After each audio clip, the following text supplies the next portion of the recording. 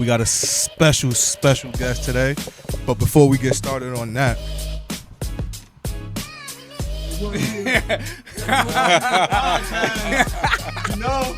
Coach, right? Right, Coach. What's our guest, man? We have the head coach of Mitchell College men's basketball program for over 20 years. Four-time conference championship? Four-time, yep. Four-time NCAA appearances? That's correct. How the hell did you get Josh to play basketball when Bob Hurley could not get Josh to play basketball? What team / player Oh, man. gave you the most headaches in your career? Let's just keep it a buck. All right. And we're back with another episode of Keep It a Buck. This your boy Weez. You can follow me at Deshaun_423. This your boy Keeks. You can follow me at GSFK860. That's the Game Speed page. That's free basketball training for kids in the community. So make sure you follow. It's your boy Flea, back for another episode 63. You can follow me on Instagram, AlmightyFL3Es. And it's your guy Cassius. You can follow me on all social media. We got a special guest today. But before we get started on that, it was a podcast, you know, Coach, right? Right, Coach? Boy, guys, Yes, sir. That's tough for Yes, us. That's sir. tough. Wearing that jersey. Yeah. Bro, it's been a few years, bro. It's Yes, been over a sir, decade man. since I've been on that court. I'm You over know what I here with mean? a So- Sacred Heart shirt on. Man. Yes, But we good. We about to get Yes, Hall of sir. Fame Ford and Night Flight this year. sir. We getting Hall of Fame Ford and Cash. We taking you out. Stay on that side this year too. And Night Flight, stay on that side this year. Stay on that side. Y'all Yeah. kick me Yes, off. sir, man. Yeah, you. Nobody. Nah, He said we nah, kicked man. him. I ain't- We'll talk about Let's that. keep it. Let's But keep it locked introduce on. our Coach. guest, man. We have the head coach of Mitchell College men's basketball program for over 20 years. Four-time Four-time. conference championship. Four-time, yep. Four-time NCAA appearances. That's correct. How many wins? Over 500. No, I wish yet? it. No, Okay. probably over 500 losses. I don't know about the wins. Yes, sir, man. So we have a championship coach, a Hall of Famer, a staple in the community for over 2 decades now. Todd Perez. I love it. Yes, Thanks. sir, Hey, man. we've been talking about this for a while, so Yes. I'm really glad and really 100%. actually honored to be here. 'Cause Yeah, I've man. actually watched some of the episodes, and you're good. By the way, Josh still owes. He has an outstanding balance because he never turned in his uniform. So we might pay it back in alcohol. We might pay it back in alcohol. He's too. still looking We'll for that. see. We'll see how it works.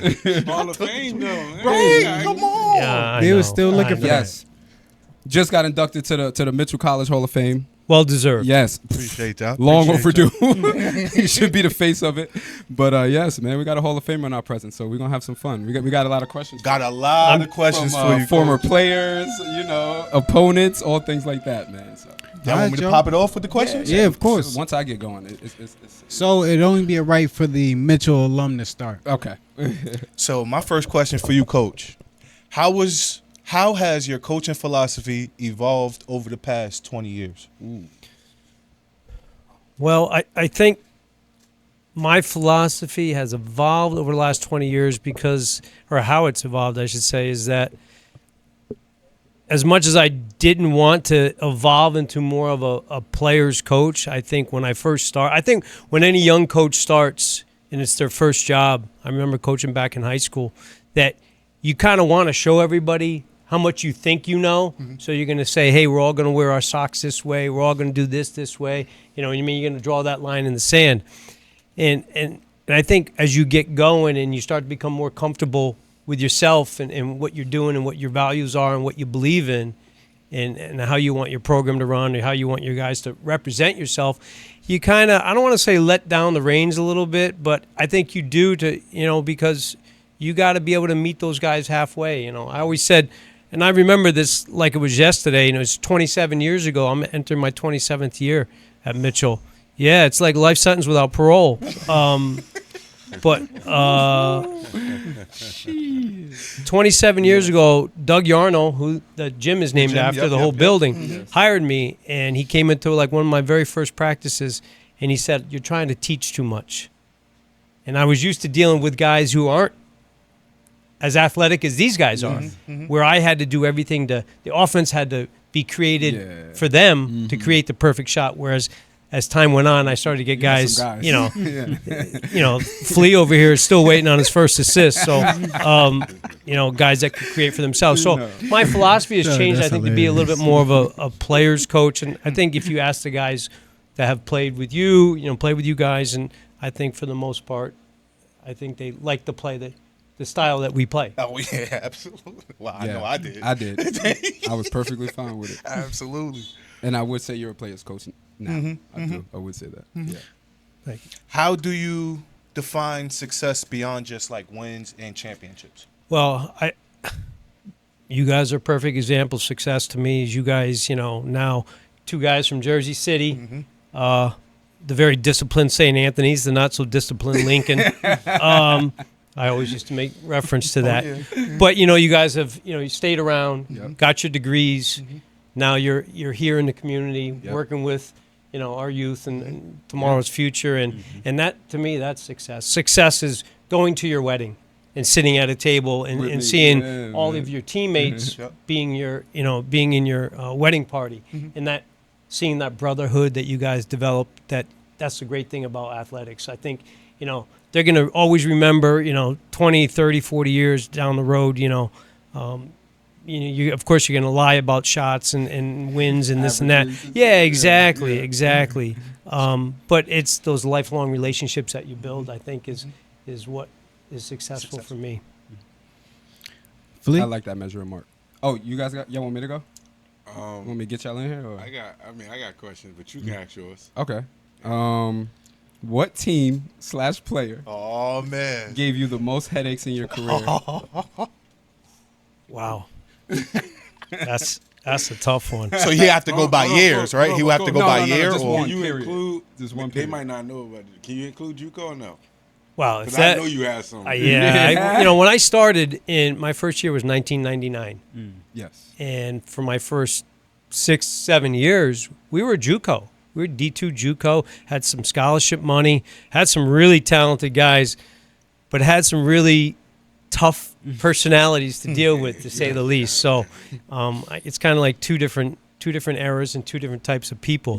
Because coaching at the junior college level, the JUCO guys, was much different than coaching the D3 guy. It really was. Yeah. So, I mean, there's a list of guys from back in that era, but the toughest one to coach. Yeah. On and off the court, just dealing with bringing that player on your roster and everything that came with it. Man, that is a tough question. You try to That is make a him real throw somebody tough under question. the bus. I tell you, one of the toughest kids. I'll throw one way back. One of the toughest kids I had to coach, who actually was a Division I basketball player, was Drew Cagle from Norwich. Oh, right. He went to NFA, played for me my first 2 years. 6'4", like Josh, good body, good strength. Could play, could guard 1 through 5, could handle it, defend, rebound. Ended up going to Coppin State for a little bit. Got a ride to Coppin when Fang Mitchell was the coach at Coppin State. Went there and was there for a year, and then it didn't work out. But he was one of those guys that was really, really talented, played hard, and then the next day I'd have to kick him out of practice. And then the next day he'd be back, and then the next day I'd kick him out of practice. But we don't got no stories like that, so he no, might yeah. So, but I don't know. In the 4-year model, I mean, God, there's so many. I can't. I've been around for some. If you want to throw me a hint or anything, it rhymes with what or something. You know what I mean?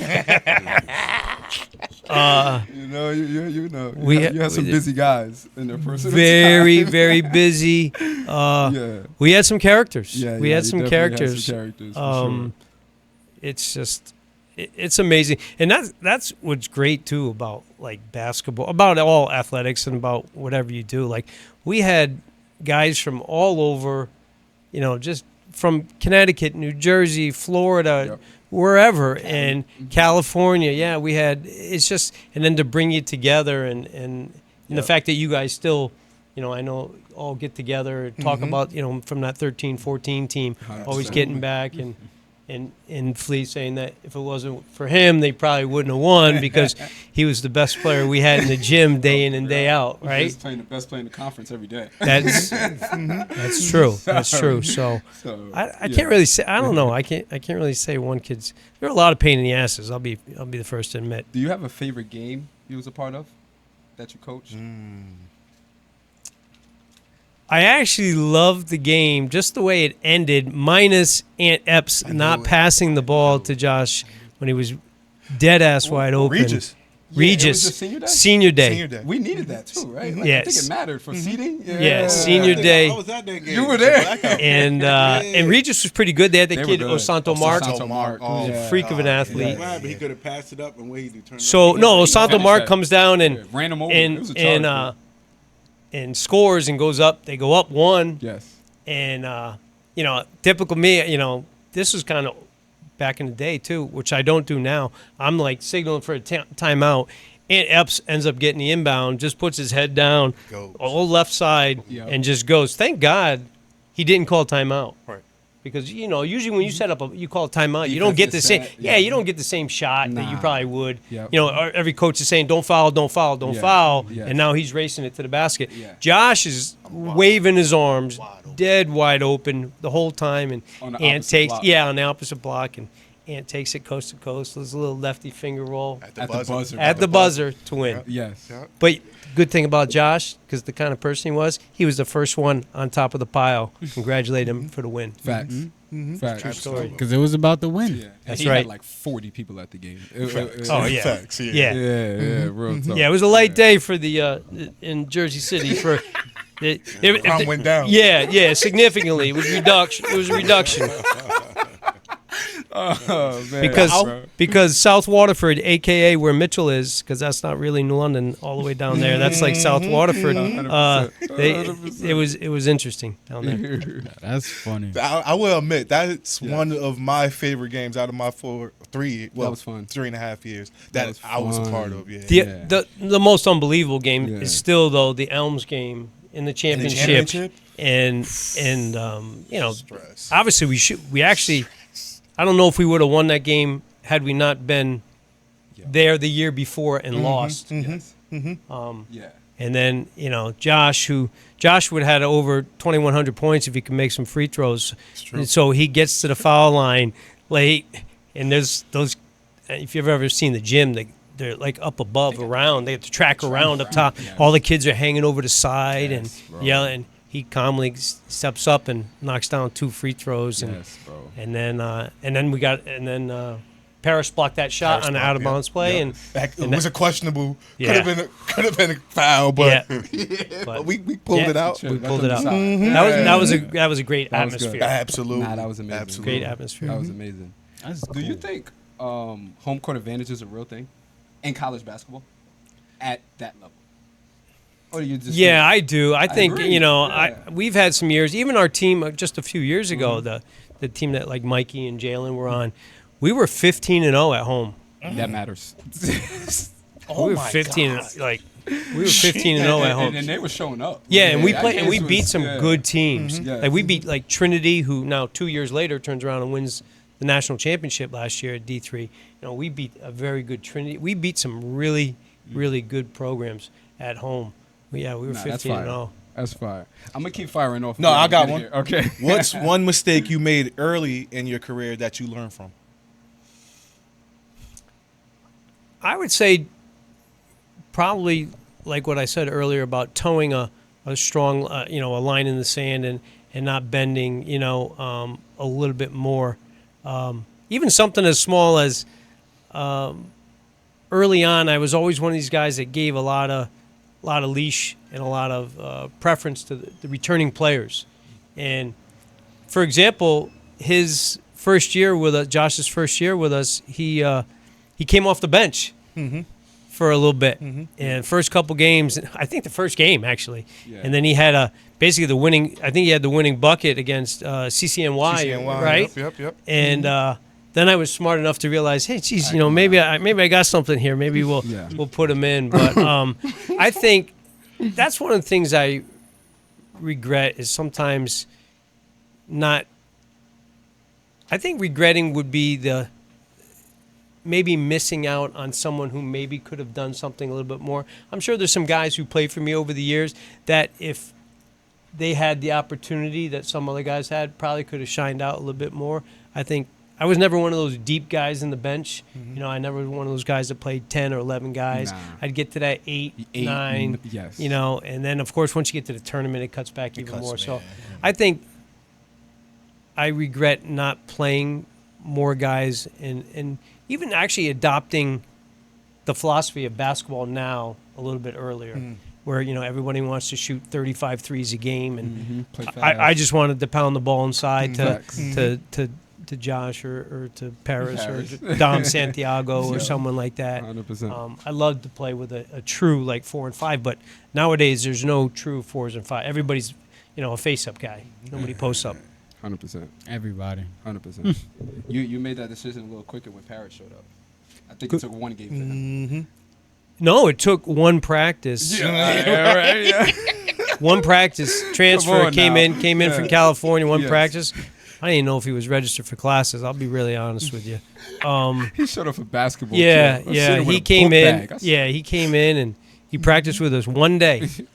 And after practice, Josh and Alex Del Rio, who was the other captain, said, "Coach, you got to start him." He was there for one day, and We all seen him, by the way. yeah. And ironically, the next day we were playing Daniel Webster College, which is no longer, you know, they closed down. But they came in, they were like 10-0. Yeah, they had. And Josh picked up 2 ticky-tack fouls, and my rule is 2 fouls whether He's you're not whether you're Josh even debating with it. 18 minutes to go or Cassius with 2 minutes to go in the first half. You're sitting. You're sitting. care. I don't, it doesn't matter. I'm just kind of what I do. And Josh sat, and Paris ended up going He for had like the- yeah. 30 and 15 opening his first game, or 25 and He won't 15 play or with something. something his first ridiculous. Yeah, game. so- yeah. But that's And then funny. it was curtains after that. Championship. Too funny. Anybody? Cassius? I'm gonna put you on the spot a little bit, Coach. So, with not including JUCO, you can include JUCO because you had some good guys doing JUCO too. Very talented. So maybe including JUCO. All right, who would you say your all-time starting 5 is? Oh, Two Cash. separate ones. All-time starting Might have to have five. a 27 JUCO, yeah. It might have to JUCO one And and then a 4-year one. So I'm just, 'Cause I got one off JUCO. I would say probably Larry. you like Larry Jackson? I thought Larry was good in Tough. JUCO. Come on, L. Tough. Especially when he saw, he was nice. He was tough. L was a Especially when bum. he had Yeah. his bounce heel. L was a bum. Yeah, He was yeah. nice. He was like for those of the guys that know the name, he was like a JUCO version of undersized Stacey Augmon back in the day. If you ever watched old basketball, Yeah, you know, jump that shot, lefty, bro. that long, he'd get in the lane and he'd cup that stuff to, and he was just tough. He was shifty a little bit. Yeah, he was, and he was a tough kid. Yeah, he was tough. He was really tough. Right. So yeah, we had a kid, Joey Baker from Norwalk. He had 9 threes in one game.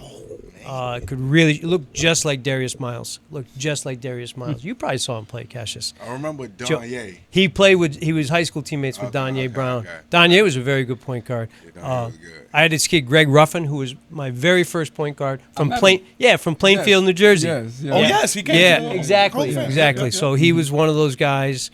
Drew Cagle in the JUCO days. Kevin Harvey. Speaking about Virginia, I know you guys were talking about Virginia. He was from Virginia, and then after he played for me, he went to Florida in FIT. Tough. Was full scholarship kid, so he was a Virginia kid. Smooth. Drew, like I said, Drew Cagle was really good.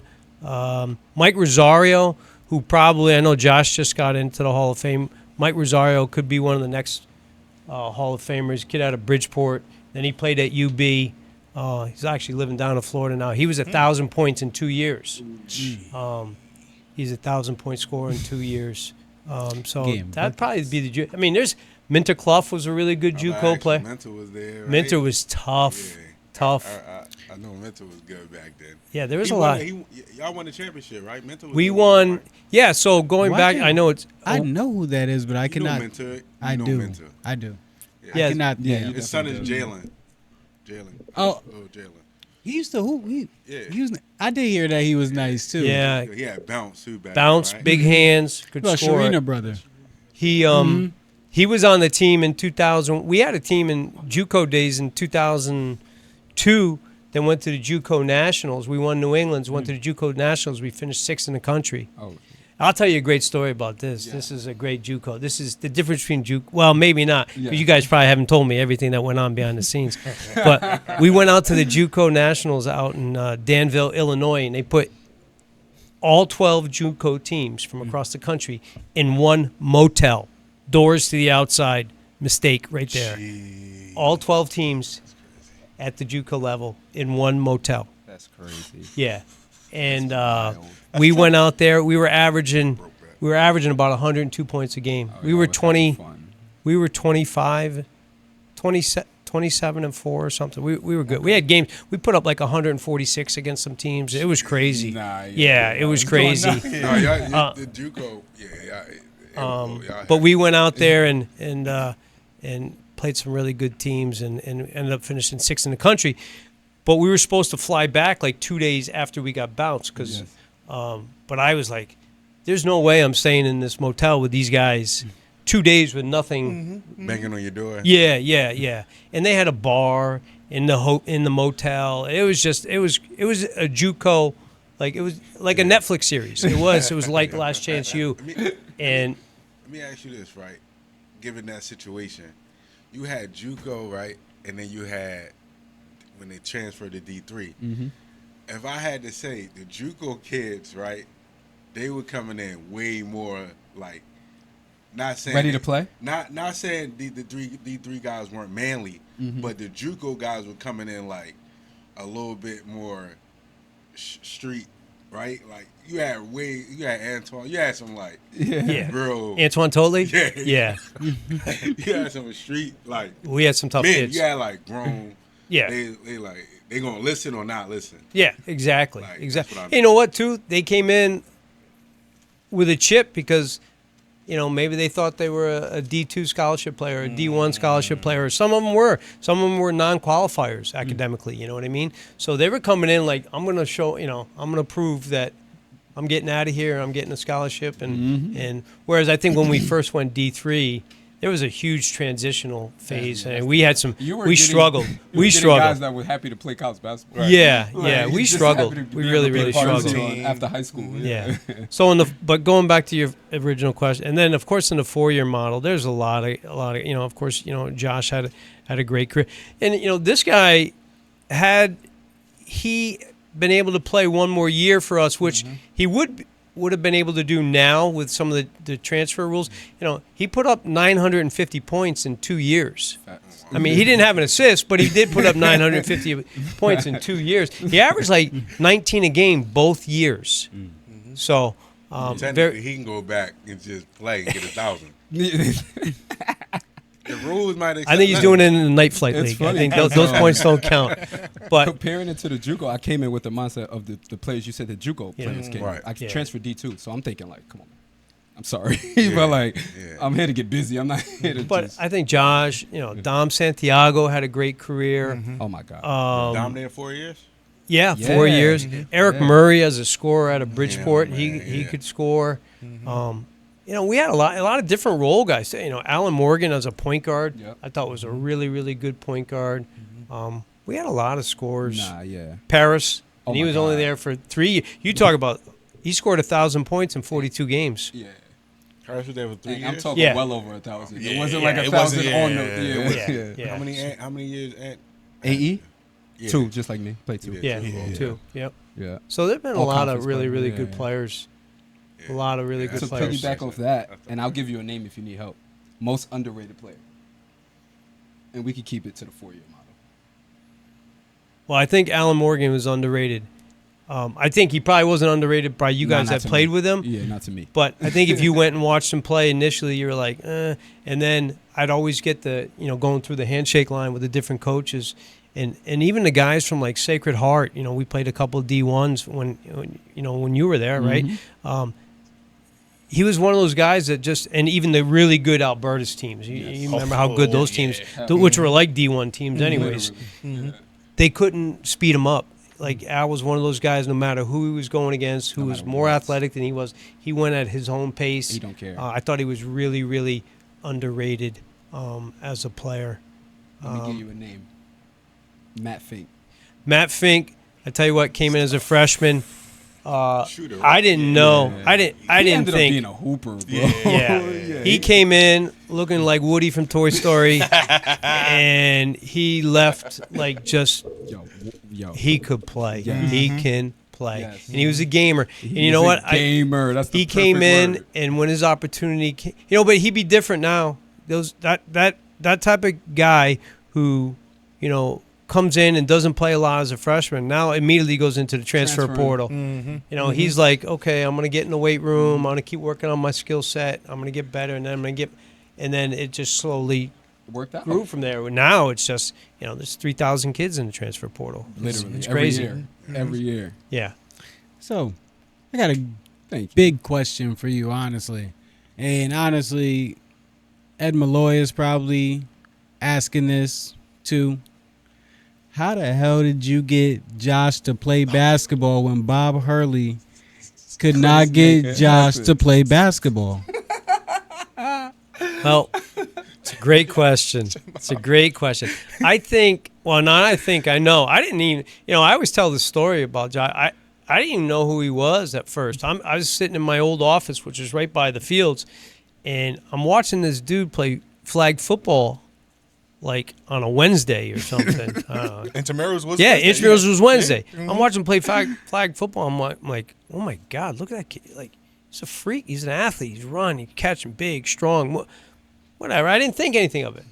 And Josh is very unassuming. He's, very humble. He never approached me. He never came up and He said, I want wouldn't to play hoops. Coach, I want to try out. Nothing. So then his first year, his roommate is Alex Del Rio, who was a little point guard from New Britain. Who's trying out for your team, right? Yeah. Yep. Who? Here's another one. I was going to cut him. I was going to cut Alex Del Rio Yeah. because the starting point guard I had broke his hand. Was it Julio? Julio Contreras. And Merck was on that team too. And he broke his hand. And I had approached Alex, and he'll attest to this, right before we made final cuts. I was like, listen, I can keep you as a practice player. He told me the story. He did. Yeah, I remember. He I came can back to keep the you as a locker room practice and player, but there's no guarantees. I go, you're going to be expected to do everything, like you would be if you're on the roster. You're not going to get off easy. Mm-hmm. I said it's a commitment, and I really think you should talk, because he was real tight with his mom. Mm-hmm. And I said you should really talk to your mom about it.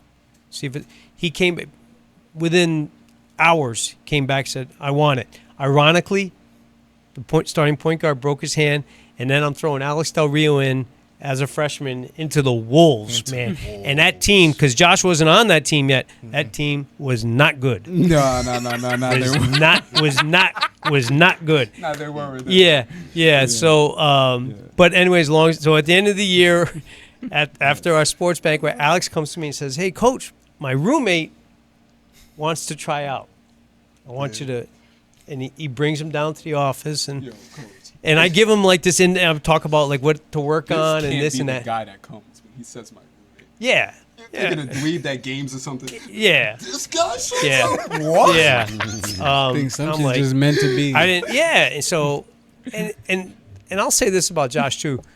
Maybe obviously playing at St. Anthony's would have been great for him as well. But as opposed to kids today, who every kid's I'm playing on the circuit, or I'm going to a live period, or this and that. Josh wasn't ruined by AAU or travel. He didn't have any bad habits at all. He didn't have. It wasn't until later on that his mother yelled to give him the ball. So she wasn't one of those AAU moms. Yeah, it's run stack for Josh, run stack for Josh. But no, in all seriousness, Josh had no bad habits, and he didn't really know how good he could be. So, All of those are true. and he was very, unselfish, and needed him to be a little bit more selfish. So, and he was really good too, because he was a sponge. You told him something one time, and he remembered it. So I think that was actually helpful to you, because sometimes kids come in after playing AAU, and my AAU coach or my personal trainer did this, or okay, but he didn't have a lot of that, other than probably just playing pickup, right? Or practicing with my sister's teams. Yeah. So Or playing at Kerry Woods for Oh, money. right. yeah. But We just picked Josh up to play big games for money. That so was it. Alex Del Rio gets the credit, and then the other thing I think I've probably said this before, Coach Malloy, because Coach, as soon as that connection that they both had with Coach Malloy, because Coach Malloy actually brought He is. Donovan to play workout for us at Mitchell. 100%. And I was like, at first, you talk about someone who worked on his game, because when he first came to play pickup, he was just attack the basket, couldn't shoot. Didn't really shoot outside of 10 or 15 feet, right? Little Nah, corner jumpers. yeah, that You was like that really little it. corner That jumper. was really it, And then yeah. once he got here, he really worked on his craft and became a kind of a 3-level scorer. But going back to Coach Malloy, every summer he'd work with you and you work with him, and he touched base with me, and then that whole, I'm sure you know the story that he would come down and work the guys out on the weekends, because we had the NCAA still has some rules that don't allow us in certain time periods to be able to work with guys, and Coach Malloy stepped up and did some quote unquote informal workouts, and it was really, really well received, and I think really built a chemistry and a brotherhood, and started to develop that team camaraderie that needed us to take the program to the next level. 100%. I just want to highlight that real quick. We just did an interview last week at Phoebus High School in Virginia. We were just talking to you guys about that a little bit prior. Go tune into that episode if you haven't already. Yes, please. These teams that are winning and these teams that are having players in the Hall of Fame, players averaging 19 and stuff, almost getting 1,000 points in 2 years, they have this consistent thing, and it's a camaraderie during the off season. They're not working out just by themselves during the off season. They're together as a team because you know this is the person you're going to war with. You know this is the person that you have to depend on when shit gets down in the line, when everybody else is falling. You got a whole bunch of people booing you. You can turn on your brother, or you can tell your brother, let's go, and then we gonna go. So having those times in the off season is important, and I appreciate you, Coach, for just being able to relay that. Flea, Josh, you too, for just being able to be here and just make all this come full circle, because the off season is important, and the off season with your team is important. Yo, you make a great point to piggyback off that, because times completely changed. Like when I was in high school, I played summer league with my high school team. Now it's either you're working out on your own or you play AAU with a whole different set of people. So they don't have that time to build that chemistry and build those relationships in the off season. So you're right about that. And then, Coach, I wanted to give you some flowers. You're the first coach in my career that harped on me rebounding. I'm talking about that was one of the first conversations you ever told me. You was like, you're extremely athletic. I know you can score, but you got to rebound. And I think by the time my senior year, I think I was like 7 rebounds a game from the guard position. So it was like, yeah, you were big on that. Like, can you speak on that? Because you're the first coach that ever even thought to tell me to rebound. Well, like, I didn't even think about it. Guards rebounding is very important. And guards rebounding is important. So it's like, yeah. Well, I mean, how many people actually find a body, hit someone, and go get it? Like the old school rebounding is you guys all know that those days are done now. You don't box out and try to hold somebody off the bat, from the basket 15 feet away. Yeah. Now it's just hit it and go get them now. So I think, and when you watch a lot of people play and you watch a lot of film, as we all have done as players and coaches, and you start to see what, a lot of people don't box out. They don't find a body. A lot of kids don't want to hit somebody, hit and go get it. And just saying that earlier. And so I'm like, and of course you were kind of a mismatch, because though you're whatever you are, 6 foot, you could play like you were 6'4" around the basket because of your athleticism. I mean, I still remember the day we were going against Daniel Webster, and I forget the big kids, the big lefty from Daniel Webster. Yes, I forgot his name. Yeah, like 6'6". Yeah, it was Farmer. Yeah. So they're going down. He's going down the court on the right side, and Farmer was like trying to catch his steps, like he's like gonna punch it, like he's gonna size him up, like I'm gonna punch this, and he goes up, and bangs it on him, and I was I like, know you lost your shit. yeah, yeah. I know you lost your I shit. know he went crazy. Yeah, it went viral. I think it went viral. I think it went viral in the res halls and the dorms. I know he I think they sold out a Henny in downtown New London, one or the other. I remember that too, man. Coach, Yeah. And obviously, Oh, that's funny. I was in high school when you were teaching at the high school. So, but you coach cross country, right? Yep, Does. Golf, I've coached everything. everything. Literally. Now, obviously, Mitchell is like Mitchell basketball. You doing your thing. How do you transition other sports into maybe your coaching for basketball? Because even in high school, you were still running. Yeah. Like you would play pickup with us Yep. and things like that. Do you think your love of the game or your knowledge of how you played basketball has helped you be a better coach for college, especially with guards, especially because you were fast. You used to do this hook shot in high school, and I used to say, how you make? You just come in the gym and say, look, and you'll throw a hook shot from the other court and bank it in. I still remember that. Yeah. Well, first of all, my father, who is where I got my love of sports from, would always work on stuff with me. And he, of course, being a smaller guy, and you got to be able to get your shot off in the lane sometimes. And so I was really good, and still to this day, I'm pretty good at using both hands. You know what I mean? I could shoot a jumper from the foul line with right or left because it was a way as a smaller guy to get your shot off, realizing that most people shoot with the right hand, so the defense is always going to attack with the left hand, so they don't have foul. So going back to that little hook shot thing, my father would always try to, work on. You're not going to be, you're going to get your stuff swatted if you go into the lane. So try to be crafty. But I played at Rhode Island College, so I had a chance to play at the college level, and then when I first started coaching high school basketball, I was only 24 years old, and you guys know that's your prime. It's too bad that a lot of guys are playing college. Well, not now because the guys are hanging in college till they're 28. Yeah, but literally, yeah. But you're in that 25, 26 to like early 30s. That's your physical prime. So I was just getting into. Just still playing. Back then, I was playing in a lot of men's leagues and stuff like that. Mr. Schoonmaker, and we used to play in a lot of men's leagues together. But I think it helped because, I had played, at that level and kind of had a good feeling for the game. It's funny. I played up in men's leagues up until I was almost 40. And then I used to play at this league down in Guilford, right on 95. You can see it when you go by the highway. Right? Yeah, where I the always wanna police play station is right Yep. next door. And I was down there playing. I was like almost 40 years old. And we were playing this team out of New Haven. And they had a guard. I forget his name. I actually think I might have been recruiting him. Anyways, kid from Hill House or Cross. I can't remember. Well, all of a sudden, I'm close to 40 years old having to guard some 18-year-old kid. That's when you. Yeah. He one of the easy buckled me. I was like, I'm good. I'll play against the older guys. I'll do that to them still. I'm not getting crossed up in front of everybody that I know like this.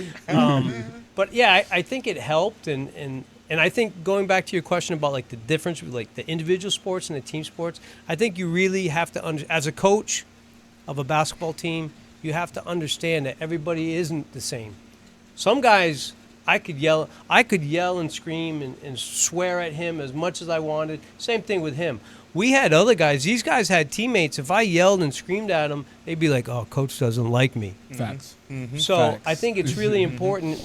If you coach an individual sport like that, you're dealing with.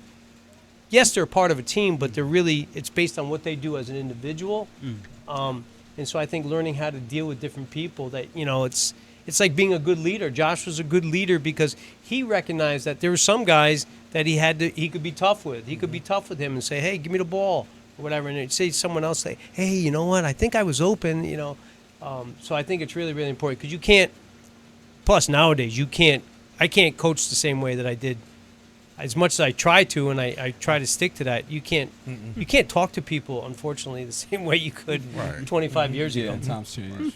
But I would say even in seeing the difference of guys that you had to coach and from JUCO to the 4-year, the model, the patience, right? Like, I don't think a lot of people want to know, but even in high school, you taught special needs class. So like your patience level might have been different, like going and coaching college sports. You know what I mean? Absolutely. Like a lot of people don't have that well-rounded type of, I guess, lifestyle or patience. So, you know, for you to be able to coach different levels says a lot. Well, I think I would agree. I mean, especially as you look up a makeup of each team. We've all been on teams, right? And you look at your teammates, and not everyone's the same. Nah. You know, everyone's Right. definitely not the same for whatever. You know, you could get into a number of things how everyone's different. And I think that dealing with that type of personalities or that special population of people, you have to have patience. Yeah. You know, maybe that's why initially when I first got in the gym at practice, I didn't have the patience because I had to exhibit that all day. So I really was that energy. But I also took from that not everyone's the same. Right. Not everyone's the same. So I think it's a good teaching point for coaches. For those who don't know, this is my next question. Coach now always has someone from Florida on his roster. Facts. Can Very you true. explain why you recruit from Florida? So And how? Florida has been good to us. I've had over 40 players from Florida that have played for me. 40? 40. Yeah. Yes. 40. Not all 40 stuck because some guys are, one-hit wonders and come in and maybe, get homesick or whatever. But it all started, true story, I had a guy, Mike DiPaolo, who was from New Jersey, who was a kid I recruited out of high school, didn't come to Mitchell, actually went to LaSalle in Boston. And they had a coaching change. And at the end of his freshman year, he reached out to me and said, I don't fit into this coach's plans. Do you have a spot for me? Because they had a new coach coming in. Yes. He was going into his sophomore year. And I was like, absolutely. You kid who could shoot it a little bit. Tough kid. And I was like, yeah, absolutely. And he goes, oh, by the way, I have a teammate who's in the same boat. The new coach came in the springtime and said, hey, I don't think you're part of our plans moving forward. And that was Julio Contreras. So Julio came with Mike DiPaolo to Mitchell back in 2010, 11, whatever it was, somewhere around there. That Kenny and them? Merc? Yeah, yeah, Okay. exactly. Mercury Fisk, a very talented player, by the way, very talented. And Julio's the one who said to me, he was from West Boca. He was the one who said to me, Coach, there's so much talent in Florida, but no one gets recruited. And the reason, Josh's question is, there's no NCAA Division III schools in the whole state of Florida. If one of the schools in Florida ever decided to go D3, They'll be the best one in the country. they'd be the best in the country at pretty much every sport because all there are in Florida is athletes.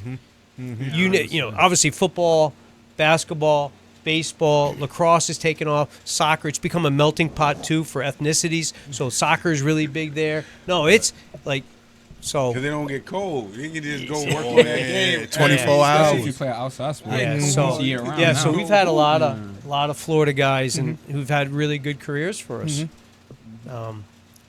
So, 4-year model. You spoke about how it kind of started off rough, and then right now you have a legit college program. When do you think the shift in the culture was? Around what time frame in your coaching? Did Josh ask you to ask this question? Is he paying you? I see what it's about. We get into the group chat talk. Yeah, now. yeah. He asked the Now- whole. So I'll Yeah. give you some Group chat stats. questions So now. we Yes. we were really good as a JUCO, like really good. 2 New England championships, national tournaments, a whole 9 yards. I mean, I was a genius because I had scholarship money. Yes. So then the school makes the decision we're going to go 4 years across the board, and that was like in 2005, 2006. We started the provisional process with the NCAA, which is a 4-year process, but sometimes it takes 5. And for us, it took I think so. It was 2004. It took 5 years. So we were transitioning out of JUCO and transitioning in D3. Well, and we weren't in a conference. We were an independent. So we were getting waxed night in and night out. And it really took, and it also took a while for me to adjust to who's a D3 kid. Yes. Not that we don't, not that, like, listen, these guys are, I always say that people who don't understand D3, I'm like, if you look at the best player pretty much on every D3 team, they're a scholarship kid. For whatever reason, they're not. Maybe they were a little undersized. Maybe they were a non-qualifier academically. Maybe whatever. Maybe they want to stay close to home. Maybe whatever it is. There's a story behind them. And if we look back at like some of those, like the Albertus teams, and that team was loaded with Division I players. Always is. Yeah, Watson, Askew, After he left and Victor everything. Lujudai, and Ethan David. Those teams were loaded. Yes. Oh, my loaded. Lord. So, what was your question again? How would they get It them was to change? when was Oh, the so coach- so we went through a really tough period, and then it was actually Josh's freshman year. I remember this like it was yesterday. Because like I said, I've won a lot of games at Mitchell, and I've lost a lot of games. And Josh's freshman year, which he wasn't a part of, we won one game. One game. I remember that. And then Josh came in the next year, and I think we won won like five. five or six. I We were much remember more that. competitive. And then it clicked. And I attribute, after his second year, I also attribute it a lot to he brought in a mentality. The together we sweat, together we run, excuses we give none. Give none. love You know what I mean? When I first heard that, I was like, and, I and some like that. different working out on the weekends as a Yep. group without a coach around. Maybe Coach Malloy would come up and do some stuff, but they would hold each other accountable. I think that's a big thing. You know, kids don't want to be held accountable today. They say they do, but they don't Nah, they really don't. want They to. don't. So they started holding each other accountable, and then you start winning a little bit, and everyone wants to be a part. You know, and they make. I always say, like, good players, good teammates, they're our best recruiters. It's their experience. Maybe Donovan doesn't come to Mitchell unless, one, Coach Malloy, and two, Josh are there. 100%. He's at TCNJ, if not, Yep, or at yep. Kane or one of those schools down in Ramapo or one of those schools. Yeah. No, which are all great schools and great programs, but it's those guys that are our best recruiters. If you make it a good experience for them, I think they become our best recruiters. So I'd say it was right around that 11, 12 that it started to change. And we had some good years, obviously, when they were, and then we had a little bit of a dip. We actually had a dip his last year when he didn't come to school the first semester because he had to want to. It was just, I felt like we never really put the Yeah. pieces together. No, we didn't. But had he been there, I think from day one, it might have been different. Absolutely. Yeah, 100%. Absolutely. Because it gets harder, he's coming off after he wins a championship, and he's kind of getting ready to move on to the He next doesn't live on phase. campus anymore. Yeah, like, moving into the yeah. next phase of his life, like what's next for me, and that happens too. So, 100%. then we had a little bit dip, and then we had rode the wave of like Dom's group, yeah. So, and then we had a little dip, Yep. and then we rode the wave of Jalen and Mikey. Yeah, so Yeah. it's cyclical, as great as every coach thinks they are, it ain't the X's and O's, it's the Jimmy and the Joes. Yeah. So if we got better Jimmy and Joes than other guys, we're probably going to win. Yeah, 100%. 100%. All right. You got 4 conference championships. Mm-hmm. Which route to the chip was the hardest? Which route to the chip was the easiest? Well, definitely the hardest was the first one, is always the It's hardest. always. Yeah. Um, Yeah. Can we I think- talk about the and conference at that time? And the conference was good. Bro. Conference was good. That was a hard. Vermont was coming into their own. Oh Elms my was gosh. Good. Becker was good. Regis was good. Daniel Webster was a tough out. That Southern Vermont team. They 2-0'd us that year. We Yeah. didn't beat them. Yeah. We won the chip. Yeah. And then they came back, went undefeated in the conference. I actually, like I said, I always go back to the year before when we lost in the semis Yeah. in there, and I thought At that- Elms. In Elms. at Elms, yeah. and Yeah. that was huge. But I'd say the hardest is always that first one. Mm-hmm. I actually also think equally close. I wouldn't say it was hard. It was just a little bit of a different road. I think we would have gotten it. We were going to get it no matter what. Is the Newberry game with Dom? Dom. Yeah, where watched it, I that watched it went into overtime, but they had some talented But kids. we got to talk about how y'all got there. Yeah, we had some talented kids. And then I think the easiest path to the championship. The buzzer to get there. Isn't that when Fink hit a game? Fink hit Yeah. the half court shot, Yeah, right? yeah. Something like Fink that? threw one in from half court Yeah. against New England College, Who who was juiced. was top 25 in the country. They were juiced. We threw one in from Fink threw one in from half court. Yep. And he said to the people out of bounds, he told Malik Chase from Rhode Island, "Get me the ball." True story. Swear to God. He said, "Get me the ball." We ran this little X cut.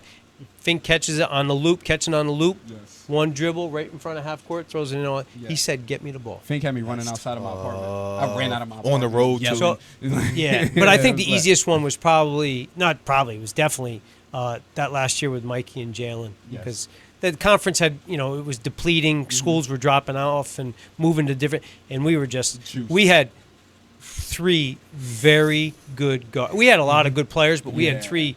Yes. Between Mikey, Jalen, and Alfonso Stokes, who was the player of the year. Yeah. Yeah, I forgot about that. You know, where did he ended up going Eastern? Western, and Western he finished his Western. grad year at Western. Westcon. Yes. 1,000-point score. Yeah. You talk about a tough kid to deal with. Yeah.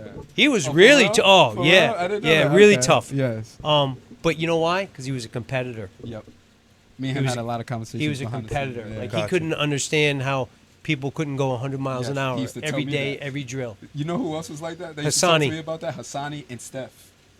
They used to hit me up like, Flea, how did you deal with this? Like, Yeah. I can't deal with people not coming hard to play every. I was like, I'm the same way, bro. I understand. where Yeah, you Steph come- Brunson, same Yeah, way. he used to text Another me one, after, yeah. another one who built himself into a good player. Yes. You called me for his when he came to play in the summertime. Yeah. And I was masked up to him, and I was like, and then by the time he ended his career, I'm like, He was Who? tough. Steph Right. Brunson. Oh, yeah. Brunson. Steph was tough. His Yeah, game. he's And he tough. worked at his game. He's tough, He yeah. genuinely did. He's another one. 100%. He was at a D2 school, Yep. and it didn't really work well Yep. for him, and showed up at Mitchell. Steph And Brunson? and worked Yeah, his ass off. from New What's Haven. his name? Cousin, right? what? Steph Brunson. Where's he from? New Haven area. Okay, okay. Yeah. What high school you went to? He went to Career. Oh, I Gary think. Claxton. Yeah. Yeah, yeah. Okay. Yes, sir. Oh yeah. All right. So now, former players questions. Should I put them out? I'm putting y'all out there. Yeah, put him out there. Come on, out there. Put him out there, This bro. is Pirates question. Yeah, my fault, bro. This is Pirates question. Why did we never do shooting drills in practice, but 2-ball dribbling every day? A lot of teams believe in shooting every day. Well, it's a great question. I thought we shot a lot. I thought we'd always do our warm up. We used to do that horseshoe warm up a lot with shooting. Actually, I shoot a lot more now than we used to. Okay. I also probably knew that we were going to end up with a high-low situation, and Paris was going to throw it to Josh, or Josh was going to throw it to Paris. So as long as they make layups, but the thing is, Pirate had a very good basketball. He does have a very Nah, he good does. basketball, and he had a Yes. really good understanding of the game. Yeah. I probably going back to the question about back to Cash's thing. I was a guy who had a handle, and I always believe there's no substitute for guys who can really handle the ball. Yeah. So that's why I really worked on that, Yes. possibly more than we should have. Yes. But I also think it also helped us at times because, for someone like Josh, we could pull Josh, out to the 3-point line like you could do with like Harris, Cassius. too. Guys, those that are that big can handle, and now they got another big having to check them, and then they can go by. But that's a really good thing. We shoot a ton now Yeah. because now we shoot it before we pass it over. We shoot it before we turn it over. And now you guys got the shooting gun. now. Yeah, we use the shooting machine a lot, True. which is great, but it takes away a skill, which is passing, Okay. because the gun throws you a perfect pass every Facts. time, true. Facts. That's and true. that's not how and that's not real. But Hey, Coach, great I question. gotta get you on camera for this, right? I haven't even mentioned it to these guys yet. Will you support us if we try to put together a Mitchell College versus New Haven alumni game? Absolutely. That's fire. Come on, that would be crazy. You just came up with that on the spot. I just came.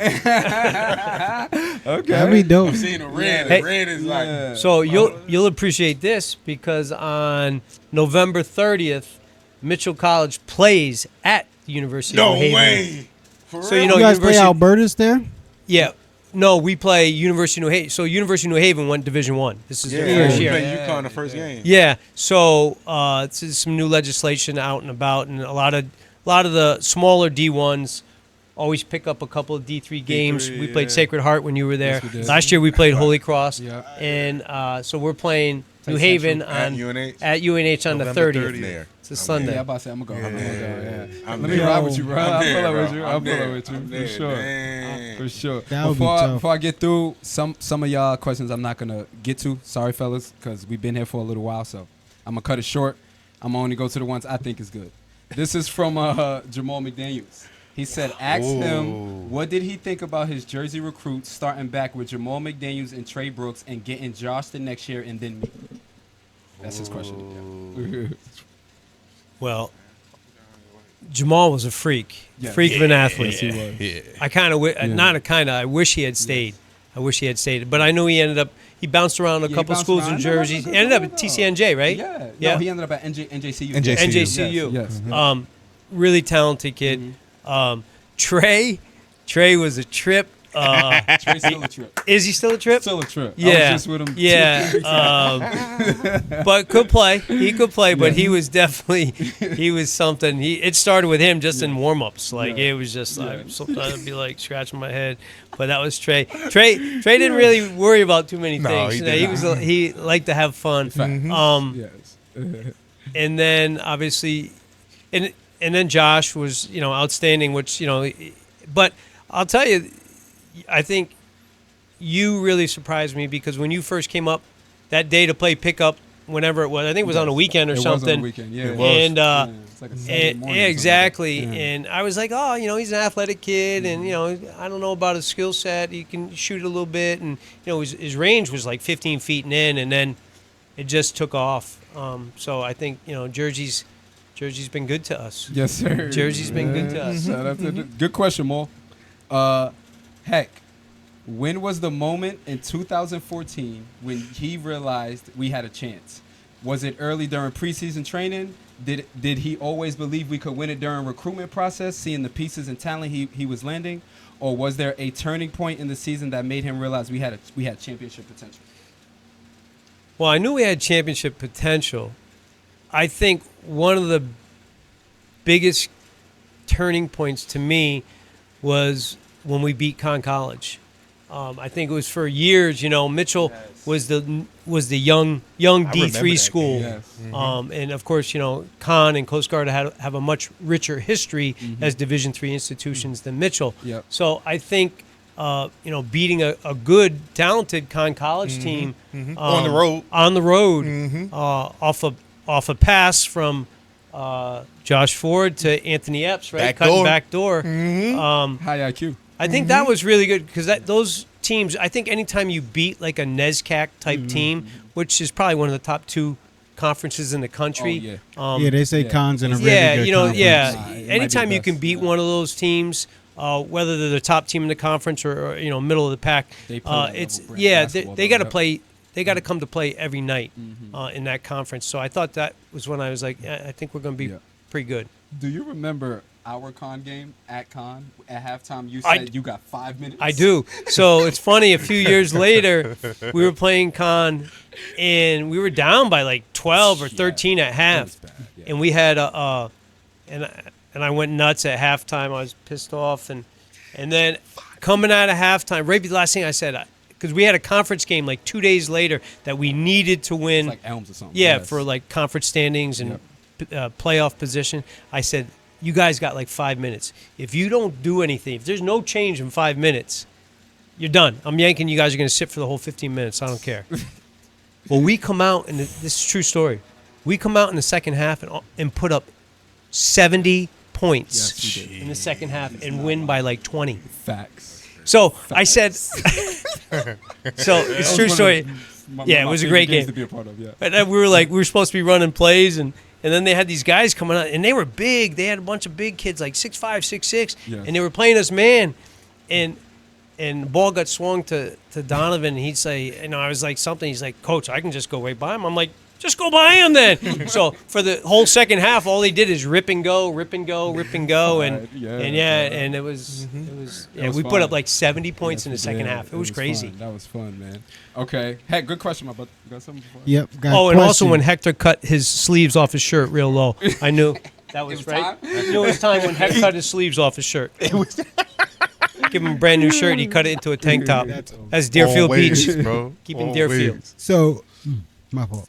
Coach, what is the difference between Division III basketball and Division II basketball? And then also the difference between Division III basketball and Division I basketball?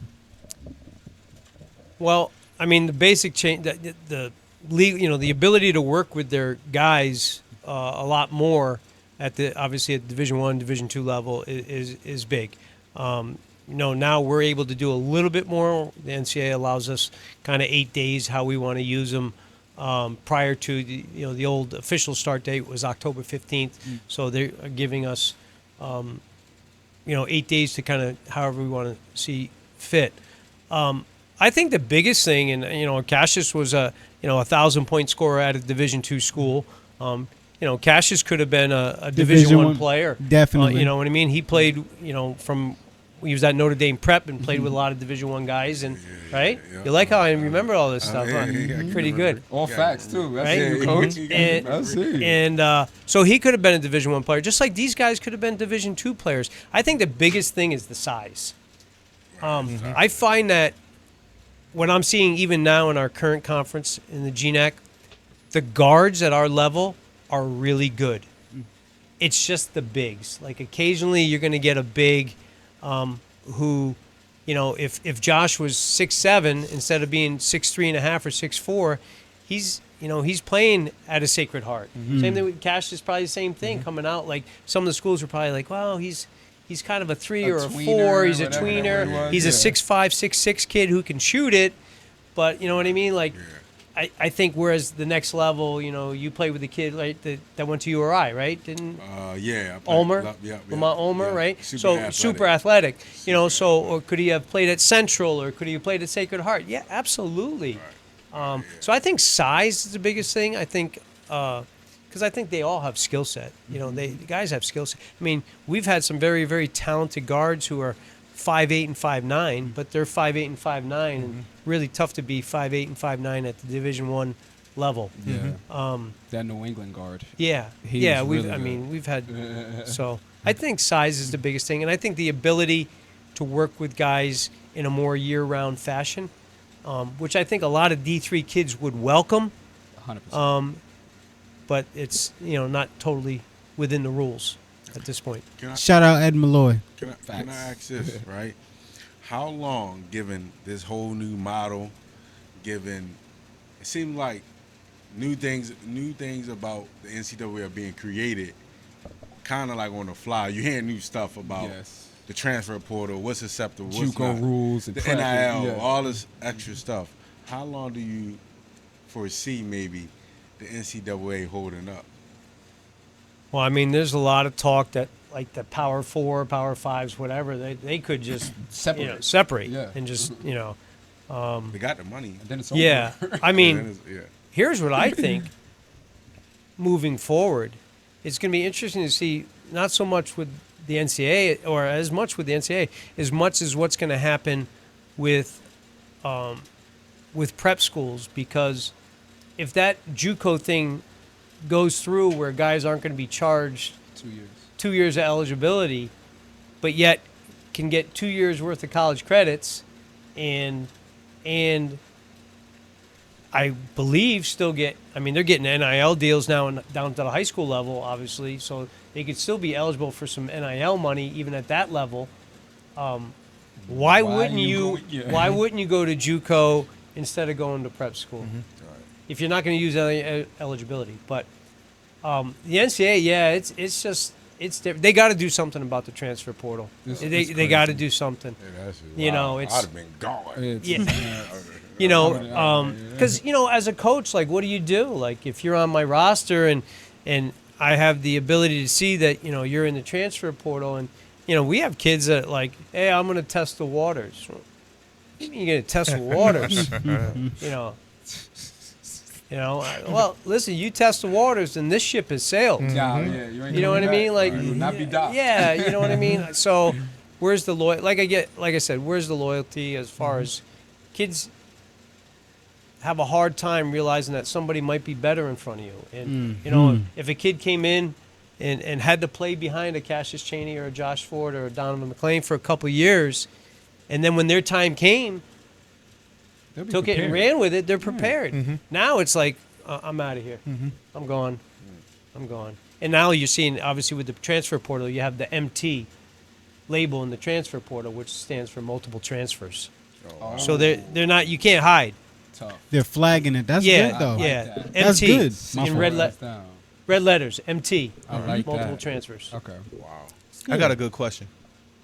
It just came in my head.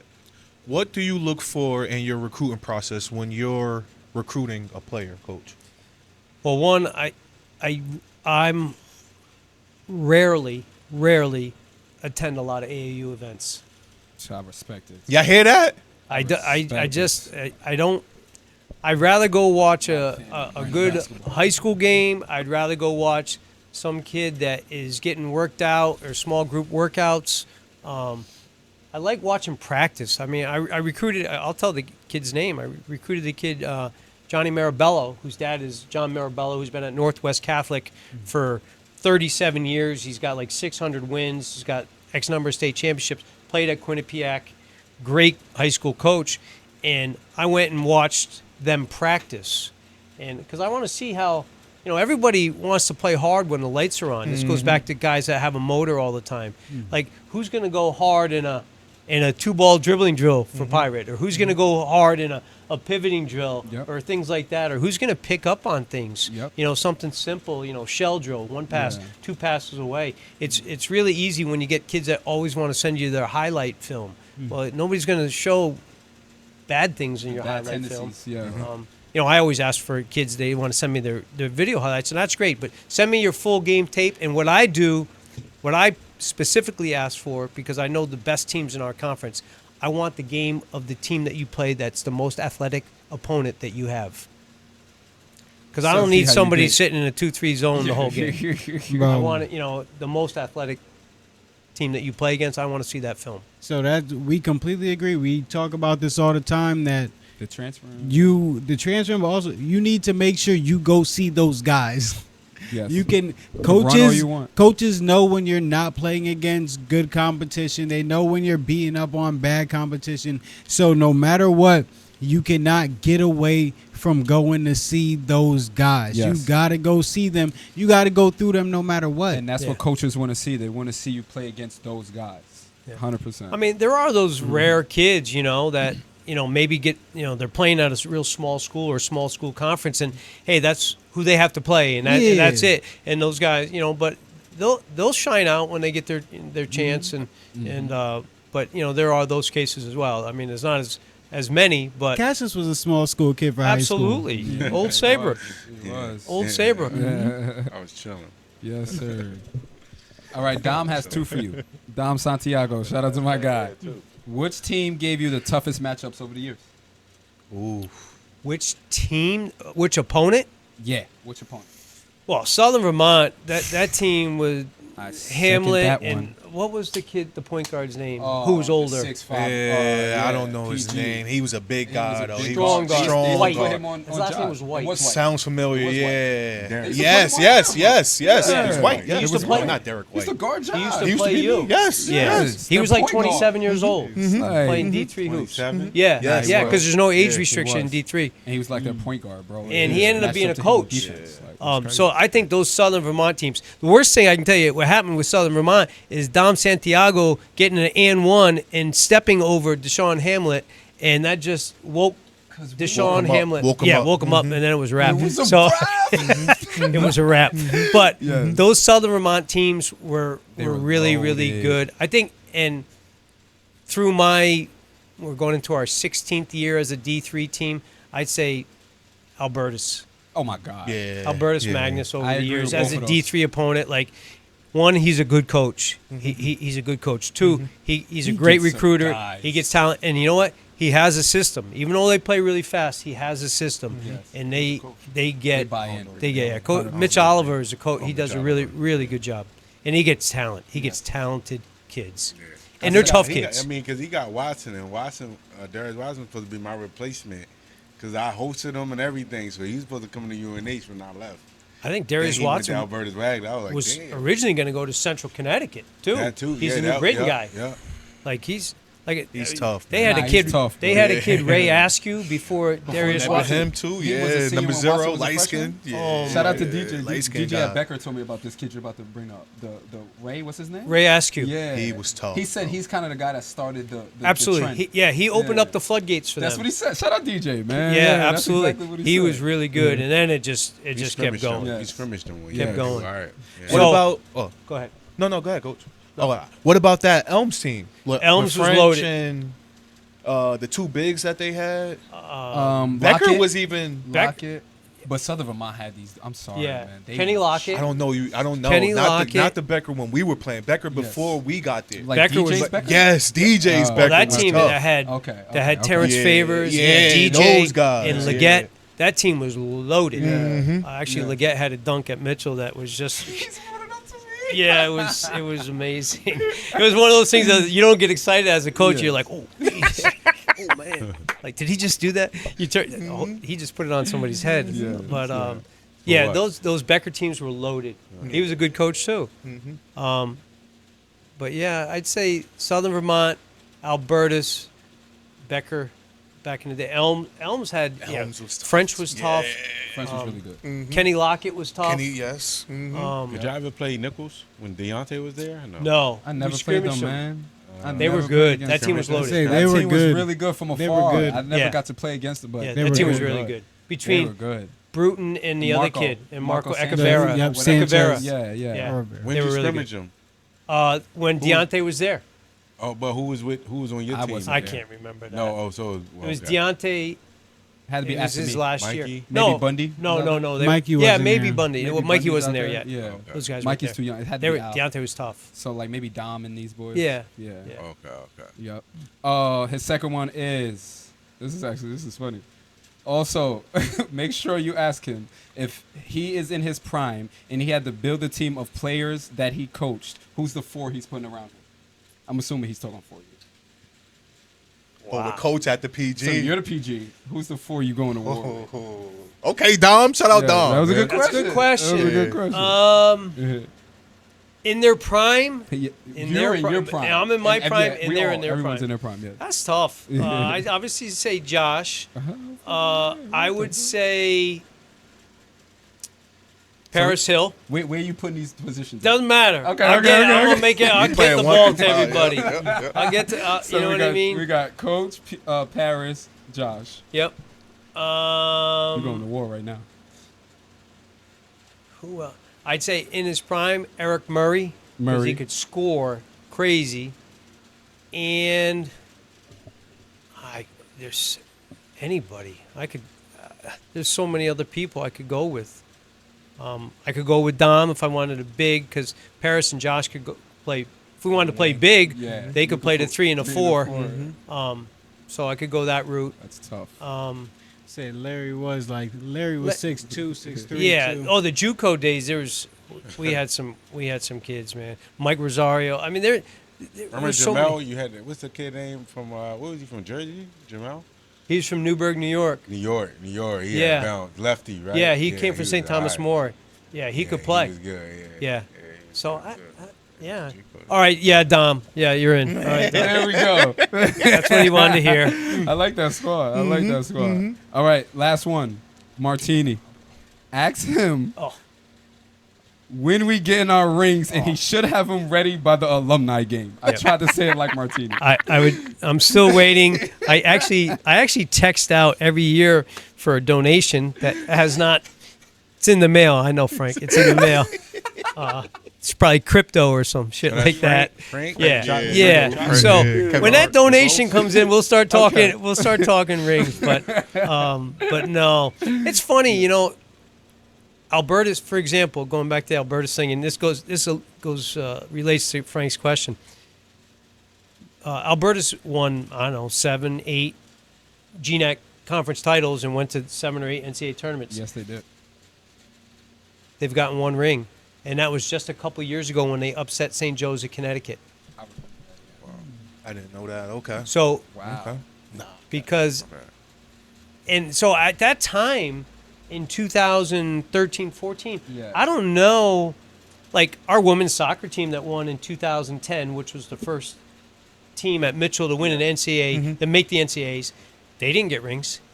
Not that we have to follow what everyone else does. Yeah. I think baseball, who won in 2012, Powerhouse. right? They were They were program. early. Yeah, Yeah. they didn't get ring. I don't think they got rings. So I don't think it was a thing at right the then time. there. Yeah. And then They were it's loaded with New London kids. yeah. No, baseball's had a They've been great good run. forever. They've had a Yeah. great run, built on a lot of local talent too, and they've had some outstanding coaches.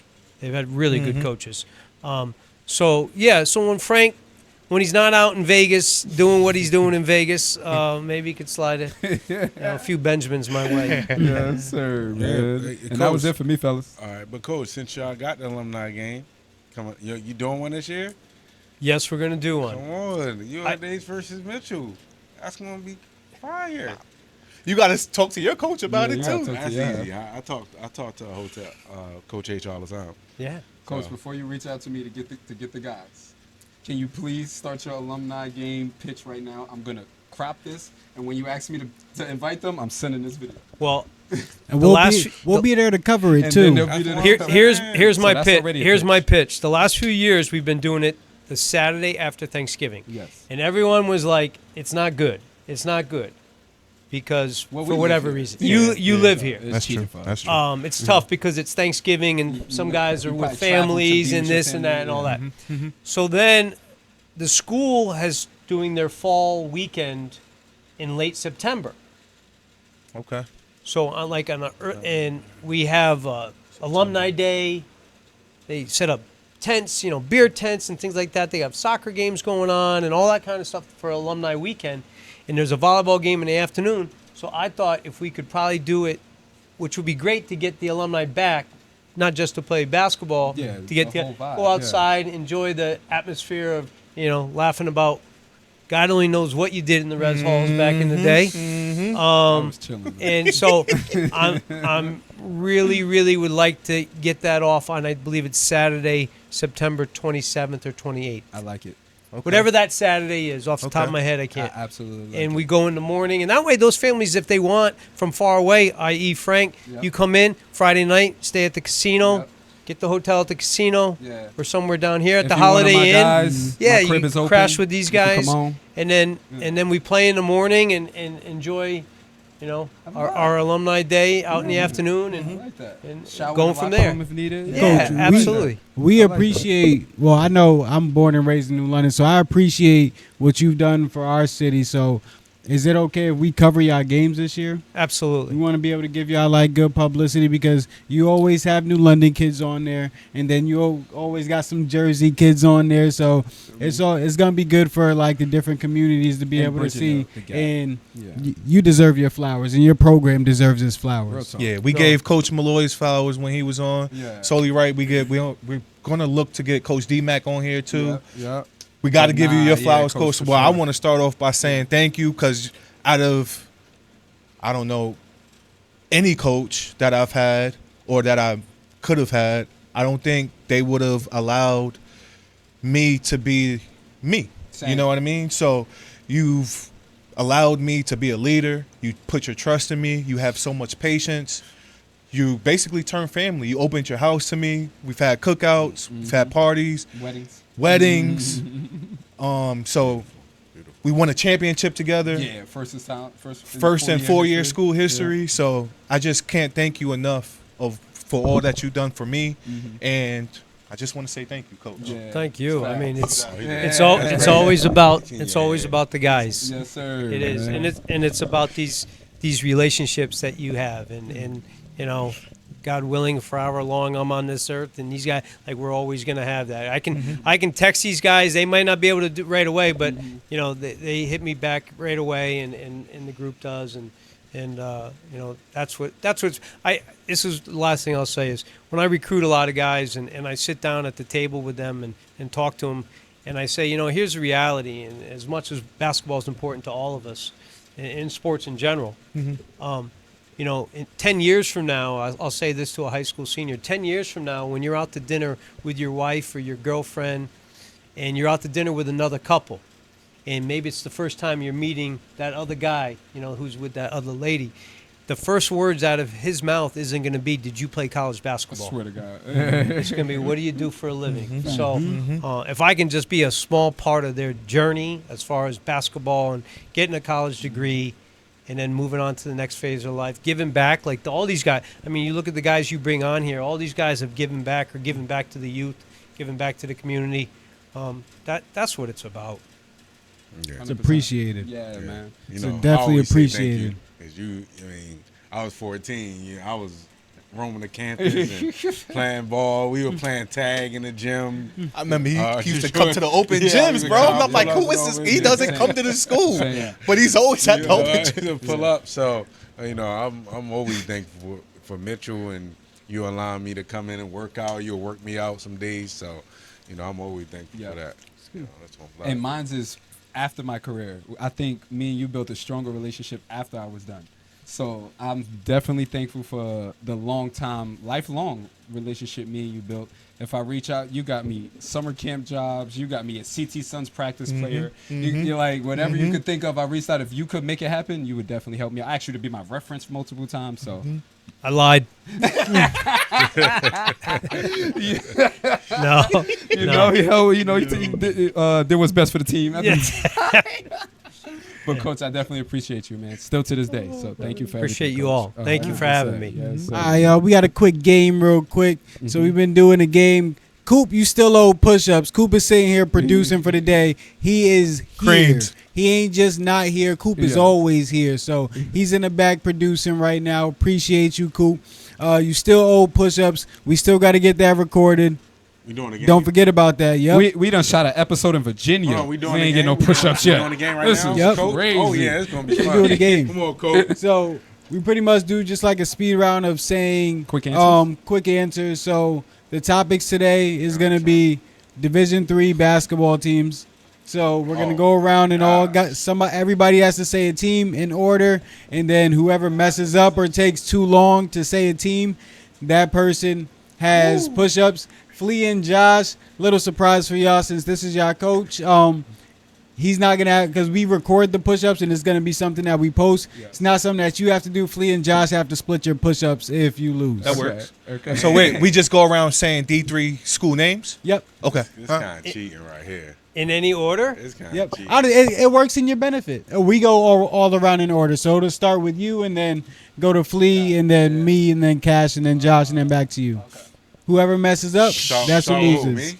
No, Yeah, start with yeah. Coach. Oh, go ahead, Coach. We going left or right? That's crazy. Go to you next. Starting with me. yeah. Mitchell College, Elms, Con, Southbury, Virginia. Ooh, Becker. Eastern Connecticut, Daniel Webster, LaSalle. Coast Guard. Nichols. Western Connecticut, Leslie. I'm done. I did not have a lot. Once he left the conference, I was like, Yes. Yes. I didn't do y'all was good. I was like, Yes, sir. right here. Yes, sir. Yeah, good got shit, me. man. Good shit. I had a feeling I I had four. Yes, I had sir. to go for it. no, I knew I was done after that second one. And you know what the funny thing about the second one? I just know that there's some D3 school named LaSalle. I don't even know. they're actually what school. very good. See? They lost in the Yo. conference finals. I feel They're like there's a very good. LaSalle They're in everywhere. the conference with you guys. Yeah, they're in our conference. they They're are. very Oh, I good. said Con College? Oh. Or I said what Con. you me for? No, I was about to I say, said the that's easy not- I ones. thought you was going to say I said LaSalle and Con. Somebody said He Coast did. Guard? Oh, you did? Oh, okay, okay, Somebody said okay. Coast Guard? I We said still have Coast that. Guard. You said Oh, okay. Oh, okay. Cool, Yeah, cool. that was a good one. Yeah, I bet. Yes, sir. I had to We can go go for it. into, we got two more things. We got sections and then we got advice for the Jits and then we'll be out of here for the day. Yes, sir. Flea, Almighty Sportsbook. What's up for the day? For my Almighty Sports Book supporters and my future clients, the rollout for the new rebrand will be September 1st and the relaunch is September 4th. We've been working really hard on this all summer. I'm excited to show you the changes we have made. I don't want to talk too much. I'd rather just show you guys. So thank you for all the support. Stay tuned. From the back end, like seeing it from behind the scenes, it looks really good to start. So just want to shout you out. Appreciate that, bro. And some of the things you have, I don't want to give out anything, but just know all the notifications I've been getting, bro. That's what I'm talking Some about. upgrades. Some Yeah, upgrades. some yes, great sir. upgrades. You gotta make yourself like a central hub for people to be. Yes. and a place for Especially people to be. Sport lovers, yes. That's 100%. great.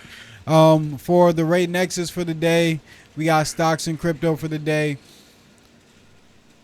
Bitcoin slouched down a little bit. The stock market starting to slouch down a little bit with it. They're waiting on approval for XRP because they're still like going through lawsuits and stuff. So they're still waiting on approval for that.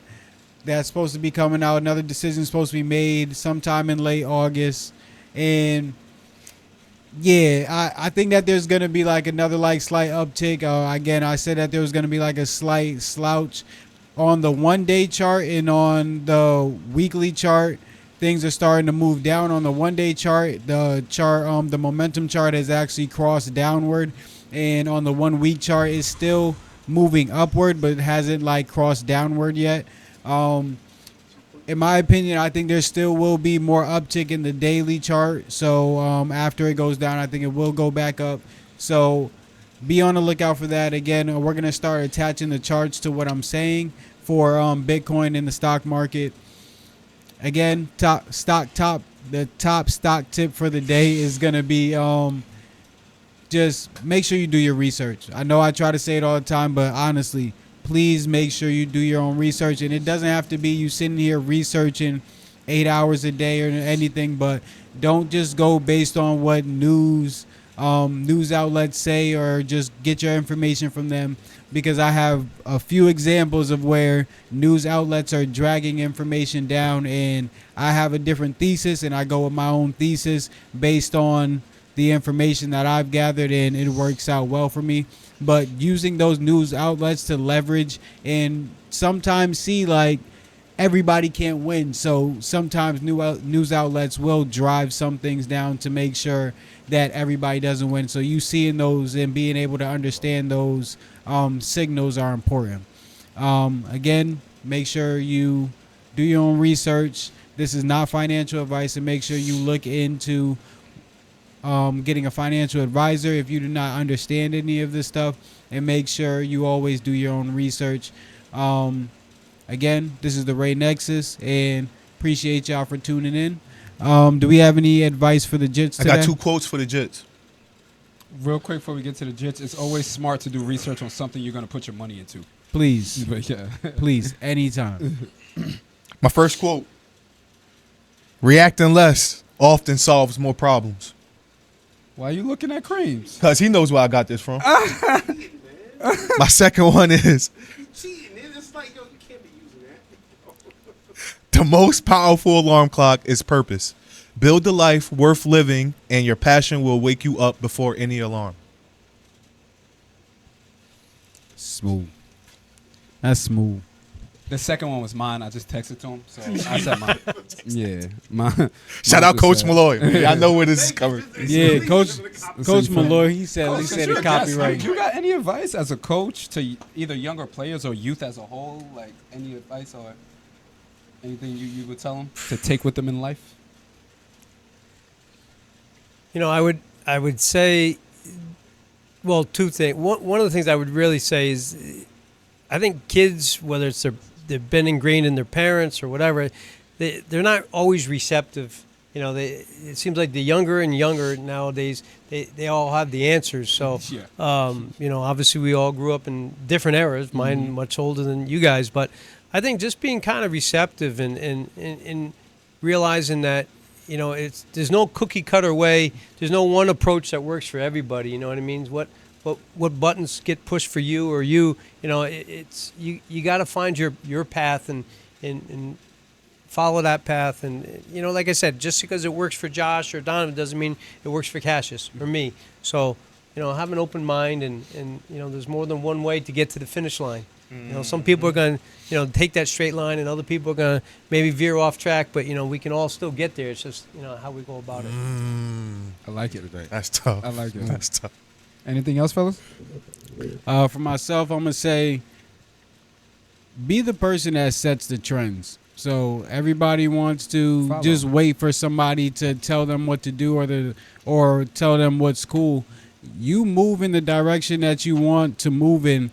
Most people are sheep anyways. If you say something cool and you say it enough times, people really gonna say that is cool. So it's all about what your perception is, and just make sure that you think what you think is cool and not what somebody else thinks is cool. That's how Mitchell got to where they're at today.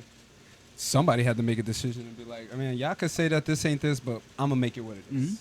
And now we here. And honestly, you being in the community, like you guys being in the community has helped, because it's just like, yeah, you say something about D3 basketball if you want, I'm gonna bust you get on That the was court. that was the You best say part. something and say get on the court. You guys have to Yeah. come see us Yeah. before you can talk shit about D3 basketball. That was my favorite part about playing at Mitchell and going to play in the summer times, where they look at you and they're like, you play at Mitchell, and then after the game, they're like, okay. I respect whatever Mitchell got But going on. To add on that, you see a lot of people, Cassius, I know you guys worked with high school kids and coached high school, and, the reality is whether it's, Mitchell versus Albertus, whether it's Conn College versus Trinity or Coast Guard versus Babson, if people in this community went out and watched the level of play in those schools Thank and you. said, can you see yourself Thank you. being productive at this level? Can you guard this person? There's It would be a wake-up call. I mean, you guys all know the area. There's not a lot of kids right from this area that are getting recruited to those schools. So that tells you that maybe they're not right at that level. Maybe they do need a year of prep school or something like that. So I think some people think, oh, it's D3. Yes. Like I said, Like there's it's a policed there's a or something. story behind every D3 kid, and I think there's a lot of good basketball played in New London with Conn and who they play, and Coast Guard with who they play, and how they both play, because they're both really, really good teams and really well coached. Speaking of that, Coach, one question. Do you think the love of basketball is different in today's age? Just the love of playing ball. Because if you really love hooping, you're gonna go hoop. Everybody, Extra stuff everybody matters. wants Yeah, something like, from I the really game. didn't care. I I didn't was like, care. I'm going to school. I'm just going to play ball. I really ain't. Everybody wants something from the game. Yeah. Right. Okay. Take opportunities for It's that intrinsic motivation. Like sometimes kids need to. I'm going to win. I'm going to win a trophy. I'm going to go to camp. I'm going to win. I run basketball camp, and sometimes parents will say, "Do you give out trophies?" I'm like, "No, I don't give out trophies. I give out. You gotta You get want to better." come and work hard and get better? Then let's do that." But so yeah, and I think part of that part about you saying about kids who really love to play. Look at the amount, and it's hard because a lot of the schools aren't open enough, and there's a lot of gyms that sit still. But there's a lot of really great outdoor facilities that are empty. A lot. The kids don't play outside unless there's a trainer and it's got cones and this and that. They're not going and working on their handle. Just working on their handle. No more. You know what I mean? So you're right. Shoot, they used to always say, like, growing up, when they used to talk about a kid playing basketball and a kid that had handle, used to always say, that kid used to walk around the city dribbling a basketball. Yeah. But Very I true. feel like you don't hear that no more. Well, I used to hear the stories about when Tyson Wheeler was growing up and playing at Toby May all the time, and he's there working He's on his one of them. game. He didn't have somebody saying, okay, do 3 dribbles to this cone and cross over and go here and Yes. do that. Like you went out and you just imagine. You guys ever play? I used to do it when I was a kid. You imagine the game by clock. yourself. Mhm. You ever get on the Situations. court by yourself and you throw the ball off the backboard and you Yep. get your own outlet? Yep. And now you're just running it. You Spinning you into work- the three-point Yeah, line. exactly. Yeah. You don't. That stuff doesn't happen 100%. anymore 100%. unless there's a coach, a trainer. Yeah. Your mom's got it on video. Right. She's posting it on Gatorades and Facebook. snacks on the Yeah, sideline. you know what I mean. And all that stuff. So. Yes, sir, man. I really enjoyed this episode. Yeah, Nah, me too. me as Thank well. you. Thank you so Thanks, much Coach. for your Thank time. you. Thank you, Coach. Thank you. Legendary Thank you. episode. I was For real. extremely excited for this, for sure, man. And remember, Keep it a buck. keep it a buck. Keep it a buck, y'all. Yes, sir.